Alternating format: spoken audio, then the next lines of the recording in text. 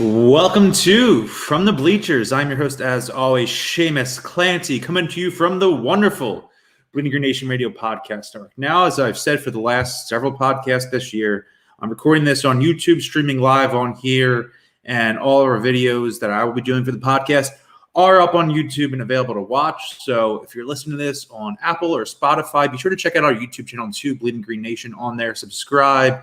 Give us some thumbs up, some nice reviews, all of those things that will allow us to keep creating great content for all of you out there who love our stuff. Newsletter, our podcast, the website itself, Bleeding Green Nation. I'm recording this Tuesday afternoon, just dropped a new mailbag that I usually do, the Weapon X mailbag in honor of the great Brian Dawkins and Wolverine, obviously. So that's out there. But there were a couple of things in there that I was asked from some readers and people who follow me on Twitter, and you should be following me on Twitter if you like this podcast, at Shamus_Clancy. You can find me on there, and then obviously at Bleeding Green on Twitter for all that great Bleeding Green Nation content on there. But what everyone's talking about in Philadelphia is obviously the 76ers. It's a lull in the NFL season. We're not in full training camp yet. Rookies have been doing some things. Some veterans are in there. The draft has passed us. And Philadelphia 76ers, Philadelphia's team, again, not everyone who's an Eagles fan who listens to this podcast, reads the website, is from Philadelphia, or some people probably aren't Sixers fans or NBA fans, whatever. But it's impossible to talk about Philadelphia sports right now without realizing the magnitude of the loss that the Sixers just went through in the second round. They were top seed in the Eastern Conference, had home court advantage throughout the Eastern Conference playoffs. Could have had it in the finals, too, depending on who they were going to play. And they lose to the fifth seed Atlanta Hawks in 7 games. They have in game up 2-1 in the series. Game 4, blow a 18-point lead and lose. Game 5, one of the worst Philadelphia sports games of all time. Blow a 26-point lead and lose. And I believe for the series in all 7 games total, the Sixers outscored the Hawks by 20 points. Their point differential was plus 20 in the series, and they still lost. It was something that is crippling. I don't even know. I wrote this in my newsletter. I talk about my newsletter all the time. You can subscribe, patreon.com/Shamus_Clancy. Tons of great content in there, literally every weekday morning. Pouring my heart and soul into it, the way these teams aggravate me or elate my mood or all of those different things. And I just don't know if my Sixers fandom will ever be like that again. The way it was is process. Ben Simmons might be gone. We're going to talk about Ben Simmons a little bit and how he reminds Philadelphia sports fans of another, lightning rod of a player who just left the city across the street at Lincoln Financial Field. I think you know who I'm talking about. But it felt like the Sixers version of the 2002 NFC Championship game. That's the biggest loss in Eagles history for me, for Eagles fans my age. I know people are older, might say other things. That's fine. But I was young. I was formative. That felt like the best Eagles team of that era, including the 2014. They went to the Super Bowl, had Terrell Owens, all of those things. That defense was amazing. Donovan McNabb in his prime, peak athletically, gets hurt during that season. Comes back, plays okay, but isn't 100%. They go out there. They have, they lost in St. Louis in 2001 in the NFC Championship game. This year, they have home field advantage. The Tampa Bay Buccaneers come to town. This team they beat in the playoffs the previous year. This team that had beat that regular season. This team that they had owned in the last couple of years. And there was that crazy statistic or whatever that is burned in my brain. I will remember forever. The Buccaneers have never lost a game where the temperature at kickoff was below 37 degrees or whatever number that was. From Tampa Bay, that they can't win in the cold. They're coming up to Philadelphia in January. They're going to get rocked. It's the last game at Veterans Stadium. In all those years at Veterans Stadium, the Eagles had only made the Super Bowl once. They had never won the Super Bowl. It felt so fitting in the last Eagles game there with all of the craziness and memorable games and moments and fights and however you remember the vet, all of those things were there. And they just went away in an instant. And the game started so exciting. That's the thing that hurts the way this series with the Sixers, they're up 2-1, they're up 18, they're up 26. The way they should have won the series, they should have won that game too. Brian Mitchell has that huge kick return to start the game. Deuce Staley has a huge touchdown run, and then they just get owned. And they ran into one of the best defenses of all time. But the thing that hurts me is that that's the biggest missed opportunity of that era. The Eagles made 4 straight NFC championship games from 2001 to 2004. 3 of those 4 years, the Patriots make the Super Bowl, and they win the Super Bowl. Greatest quarterback of all time, greatest coach of all time. One of those years, obviously, the Eagles play the Patriots and lose. Again, if they played a different team, maybe that's not the case. So 2002 was the lone year in that span that the Patriots didn't make the Super Bowl. They didn't even make the playoffs that year. So they would have won against the Oakland Raiders, coached by Bill Callahan, and very beatable team. We saw the Tampa Bay Buccaneers squash them in the Super Bowl that year. Squash them. Beat them bad. And that was their best opportunity in that era, and the Doug Peterson era, for them to win the Super Bowl for the first time ever. That was the golden opportunity. The stars had aligned. They had home field. The best player of all time, we didn't know he's the best player of all time yet. Him and his team weren't in it. Retrospect, that was the year to win, and they blew it. But this Hawks series is infinitely more embarrassing to me because at the same time, the Eagles, again, I said they ran into one of the best defenses of all time. Tampa Bay smoked Oakland in the Super Bowl. That was a very good team. Great team. Again, Hall of Famers, multiple Hall of Famers on that defense. Hard to, that's hard. And you have a banged up Donovan McNabb. What were you really expecting for them to accomplish offensively? You have Joe Jurevicius running all over the place. Yeah, we know that. But, it was their day. It wasn't the Eagles' day. Thing is with the Sixers, it's so embarrassing because they played down. It was such inferior competition.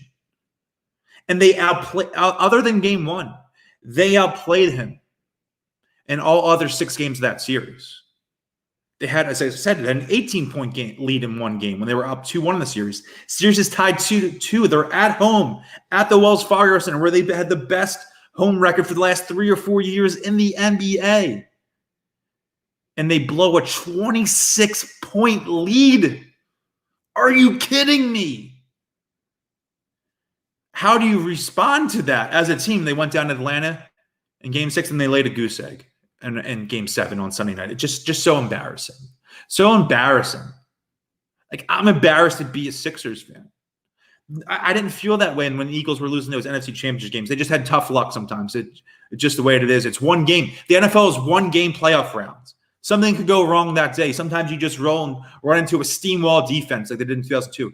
They had 7 games to beat an inferior team. They were the 5th seed. They didn't even have home court advantage in the first round. They have multiple all-stars, multiple quote-unquote superstars, and they didn't get it done. So people ask me in the newsletter, I keep calling it a newsletter because the newsletter is everything to me, as you know. But in the mailbag, so it was like rank your worst Philly sports losses. So number 1, it's still because of the magnitude, because that's the year they should have won the Super Bowl. We never knew if they were going to get there again until the magical, divine intervention of the 2017 season happened. And then 2002 should have been it. And in the same way, all the stars aligned for this Sixers season.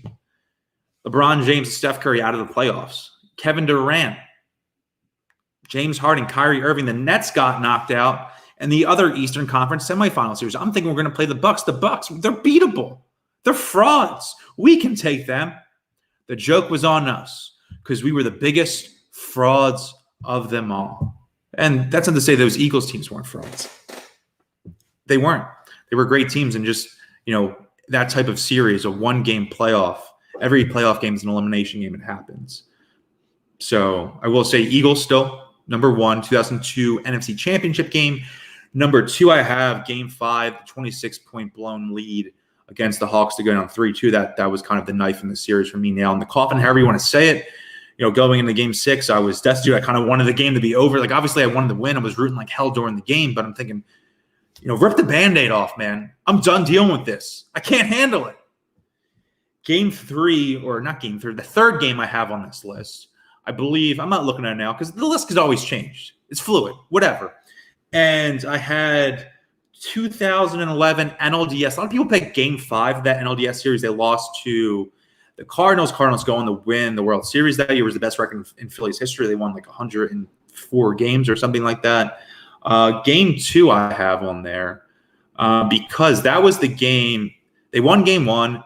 They were up 5-1, I think, in game 2. Cliff Lee's on the mound. They're thinking, oh, my God, this game's it. It's over. I was at that game, so that plays a role for me. I have standing room tickets with my boy Poppy, and we're in there. We're vibing. This is great. Cliff Lee's on the mound. We're going to do this. We're going to go up 2-0. We're going to win the World Series again like we should have the last 2 years, but we're fun to get back. 2 World Series wins in 4 years. Let's get it.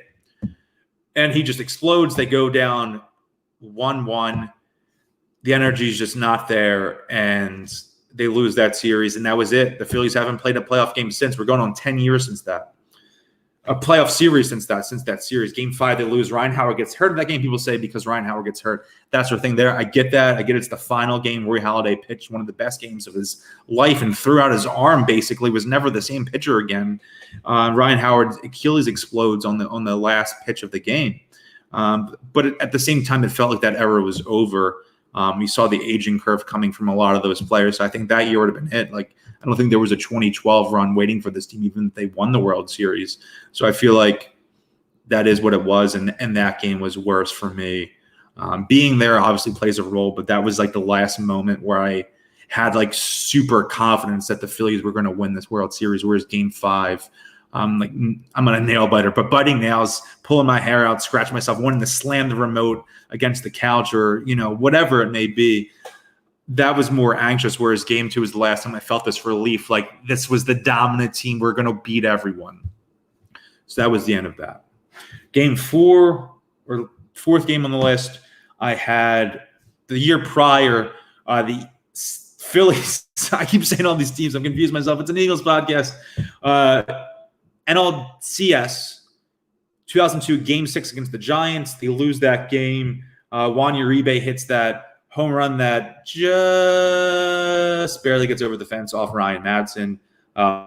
Phillies lose. Ryan Howard strikes out looking to Brian Wilson on the last pitch of the game.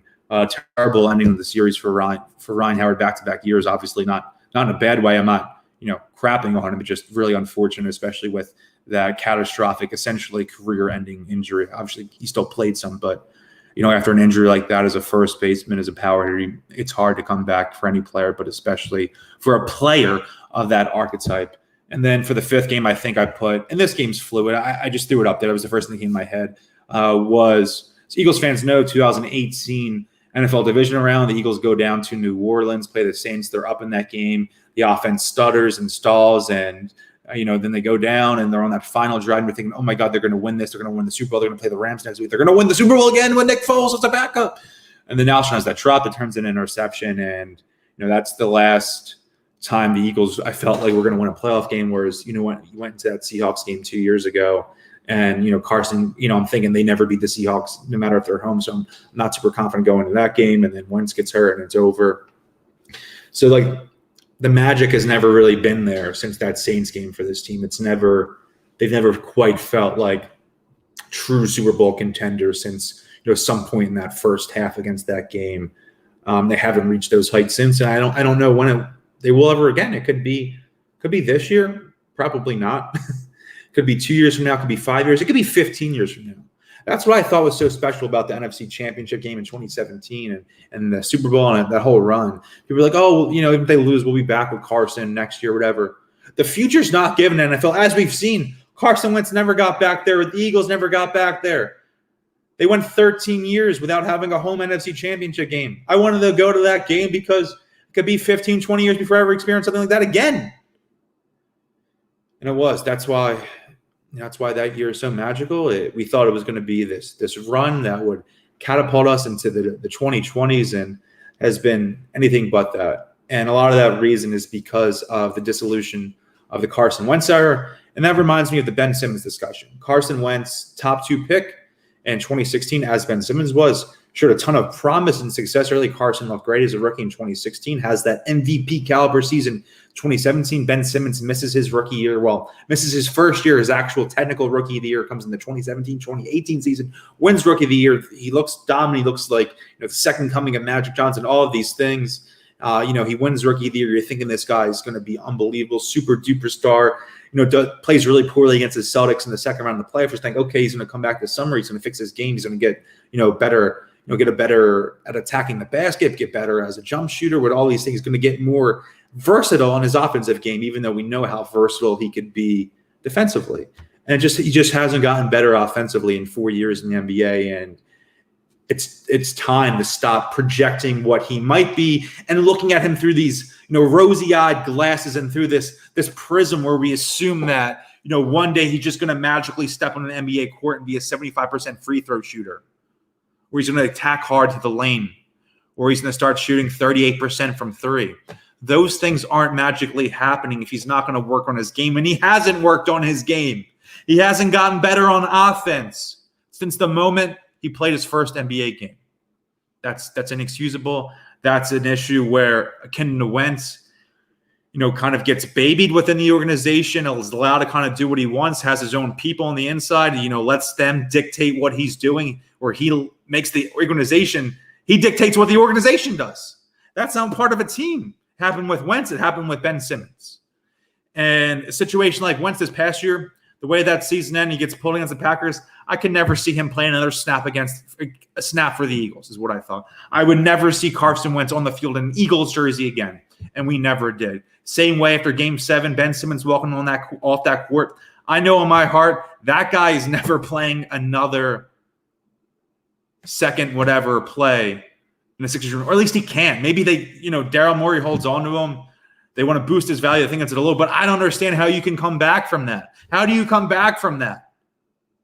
Doc Rivers frustrated. Daryl Morey frustrated. Joel Embiid, the team's best player, is frustrated. He's playing like a point center out there as the ball handler because the other dude's standing in the dunker spot all game. You got a point guard who can't do anything. You have a center whose game has gotten so much better each and every year. Had his best year ever. He's gotten better as a three-point shooter, better as a handler, dribble drives, dribble handoffs, pick and roll, all of these things.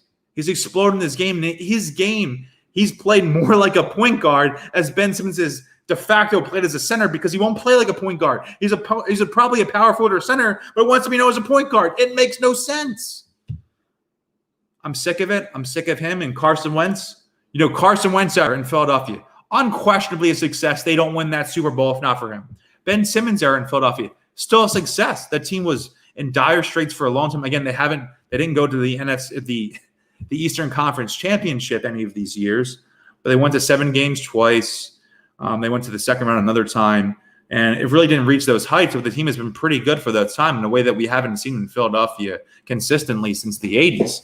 So you have to say this era was a success, but it's one of those things where this is kind of how I phrase it in the mailbag. Only in this reality warping place where we have Philadelphia sports could we have two players so talented, who've had so much success, and their tenure here be disappointment. And that's not a thing for the fans. Like fans are too hard on them. You have to realize you have to get better as a professional athlete. You can't just stay who you are. You can't want to be the man. You can't want to have the organization building every single thing around you if you're not doing the proper stuff to connect to your teammates and be a better player and develop your game and do things different. So that when defenses both sides are now, because Carson was a quarterback, Ben Simmons, I'm talking about him offensively. When defenses adapt to you and you don't adapt to that, you're going to stop having that success you once did. People are going to start thinking at you differently. You're saying, hey, you're getting older. You've been in the league 4 years. You've been in the league 5 years, whatever it is. Something's got to change, and they didn't change. And I'm just sick of it. I can't watch him anymore. I don't hate that they drafted him or anything. Had a ton of fun watching him over the years. Feels like a breakup in slow motion where that's the moment where you have to stop projecting what you want your partner, what you want this person to be, and realize who they truly are. See them through the prism of someone objectively. Because both players have had their, blind faith, hardcore defenders. And I get wanting to defend your players. I defend Carson Wentz all the time in the past, before this past season, after 2 or 3 games of this season. I'm like, this isn't it. This ain't it. I need to get out of here. He needs to get out of here. And, it's a situation where I understand you want them. You feel so connected to these players. You want them to succeed because you want the team to succeed. But sometimes you have to realize the best thing possible for the team to succeed is these guys moving onward and going with different options. I want to see the Eagles and Sixers succeed more than anything in the world. And because of that, at different points, I wanted to see Carson Wentz and Ben Simmons succeed more than anything in the world, because them doing so would have reached my desired goal. But after this time and looking at them and taking a step back and saying, how would I view this team and this player if I was a fan of another team? How bad would we clown Ben Simmons and the Sixers if we were Knicks fans or Bucks fans or Raptors fans or whatever? How bad would we, crap on the Eagles and Carson Wentz this past year if we were a fan of, not I'm going to say the NFC East teams because they were all terrible, but if you were a Rams or a Seahawks fan or a Patriots fan or a Chiefs fan, all of these things, I wouldn't be able to stop making Ben Simmons jokes on Twitter. But now I'm just stuck thinking, this is my guy. He is kind of, but I don't want him to be my guy anymore. It's hard. Sports are a relationship we have. Sports are the longest relationships we'll ever be in. Early in your life, you date some people, it doesn't work out, high school, college, whatever, and then maybe eventually find someone who's the person for you and settle down for them. Maybe you're 20 when that happens. Maybe you're 25. Maybe you're 30, 40. Doesn't matter when, but at that stage, you've already been in this toxic relationship with your favorite sports teams if you're a Philadelphia fan, because I know that's not the same for everyone. Not every fan is this dedicated from other cities, but I know the way that Philadelphians and people from the surrounding area here are so dedicated to the Eagles and Sixers and Flyers and Philly. Some people have those teams in different orders. For me, it's Eagles and then Sixers, and those are the two teams that I obviously, go so bonkers for. I know I talked about a couple of Phillies games in there. I obviously love the Phillies when they're good. It's, baseball is so electric. Got a, Philly shirt on, so I'm not saying it that way, but I'm not banging my head against the wall after every Phillies loss in a 162-game season when they're a mediocre team, whereas these Eagles and Sixers teams of late have had so much promise but have not delivered on it in the slightest. We've been in these relationships since we're 5, 6, 7, 8, 9, 10, 11, 12 years old. This is all we've known this longer than anything than, maybe a grade school friendship or your family relationships. But sometimes you need to break up with these players who come into this relationship with these teams and realize, being critical of players, being critical of Carson Wentz, being critical of Ben Simmons doesn't make you less of a fan, doesn't make you a coward. I hate when people say, oh, you're a coward. You're a coward for not wanting to step back and think you can love the Eagles without loving some of those players, without supporting the quarterback, without supporting the Sixers point guard. That doesn't make you any less of a fan. If anything, that makes you just a more, not realistic, but rational. Because you're thinking, I love this team. The best thing for this team would be to move this player, get something else in return, and go forward and reconstruct the team. And that's what the Eagles did. Hopefully it works out with Jalen Hurts. I'm a big Jalen Hurts guy. If not, they have a couple draft picks next year to find a new quarterback. We'll see. It was the right thing for the organization to move on from Carson Wentz. Ben Simmons, I don't know who they'll get back from. They traded him Zach LaVine. That seems unrealistic. Maybe C.J. McCollum from the Trailblazers. I love that. Great scoring guards. They need a scoring guard. We see in the NBA now, the playoffs, the best way to win is perimeter scoring. And that's not a slight against Joel Embiid, who's could have been MVP this year, amazing, electric. But the deeper and deeper you get in the playoffs, you're going to need a perimeter player to initiate offense. The Sixers don't have that, and that's why they have not been in the Eastern Conference Finals in 20 years. What am I at now? 23, 24 minutes recording this. That's it. I don't know.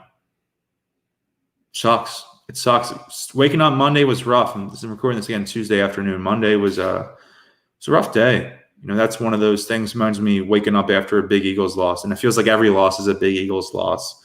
But nothing really hits in basketball quite like the Sixers this series when they lost Game 4, especially Game 5. And then by Game 7, while it was a struggle to kind of get up in the morning, go out my day and writing and, go run errands and stuff like that, I was kind of numb to it at that point. Whereas Game 5 was my dad over. The first time I watched the Sixers playoff game with my dad in probably 20 years. And he was excited. He was over, ordered some wings from North 3rd.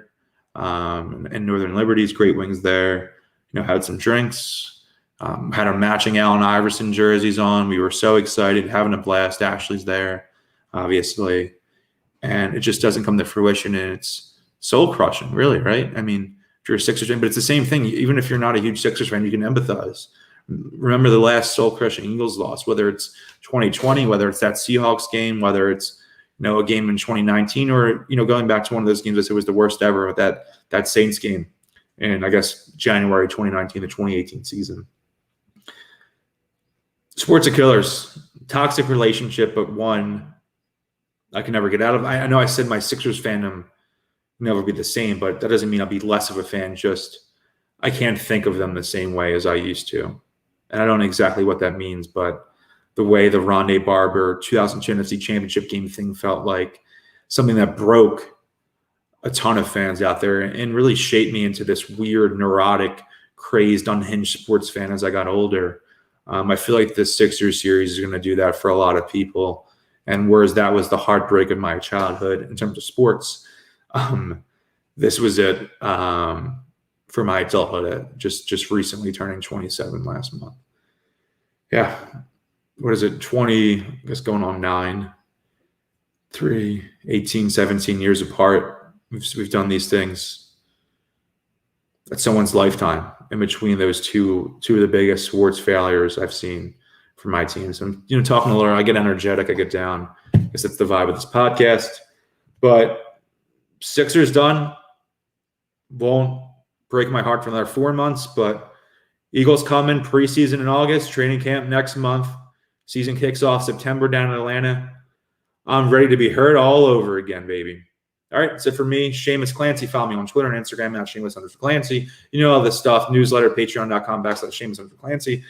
Follow Instagram, Bleeding Green Insta on there. We post clips from the podcast and all this other stuff. It's great. Please follow. And thanks to our great producer, Rachel, for handling a lot of that stuff and editing this podcast and putting together.